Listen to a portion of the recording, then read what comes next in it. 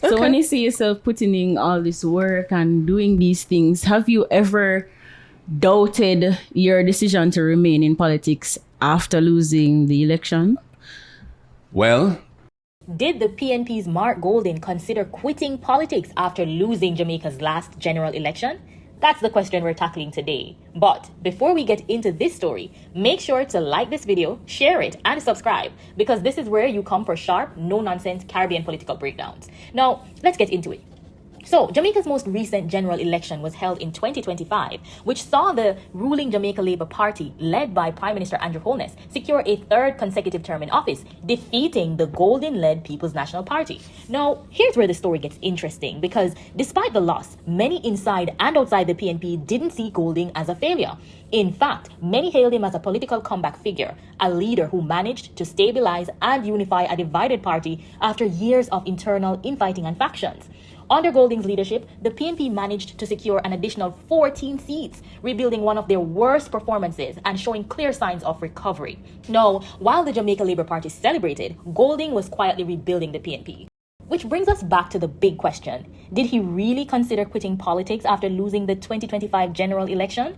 Now, he was asked this question on popular podcast The Fix, and take a listen to the answer that he gave. So when you see yourself putting in all this work and doing these things, have you ever doubted your decision to remain in politics after losing the election? well, after the election and we didn't win, I went through a period of reflection, because we worked really hard and it was a long thing. Because remember, we had local government elections in 2024 and those had been put off 2 or 3 times. So we had been preparing I was really in campaign mode for 5 years. And for me, because I was not in elected politics for very long before, I wasn't I thought, well known on the road by the average person. So I had to go out there and meet people and let them know who I am. And, That's true. Eventually I became Marky G and people know who I am. But so it was a lot of effort and we did much better than we had before. We doubled our seats from 14 to 28. We got over 100,000 more votes than we got in 2020. We got over 400,000 votes in total in the election.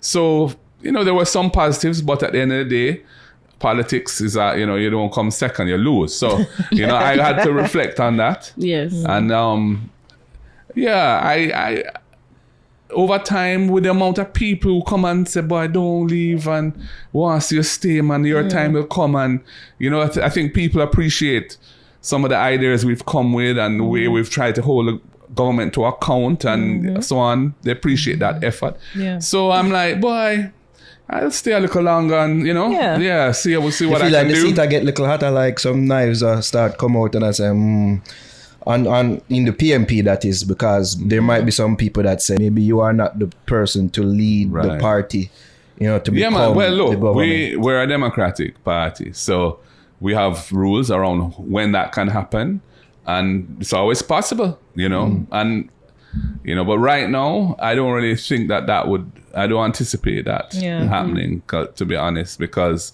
the mood within the party, I think, is that we've seen progress and we'd like to just build on what we've achieved so far and take it over the line next time. So I don't think the party wants to see any internal destabilization or anything. Yeah, it never worked in a favor before. Yeah.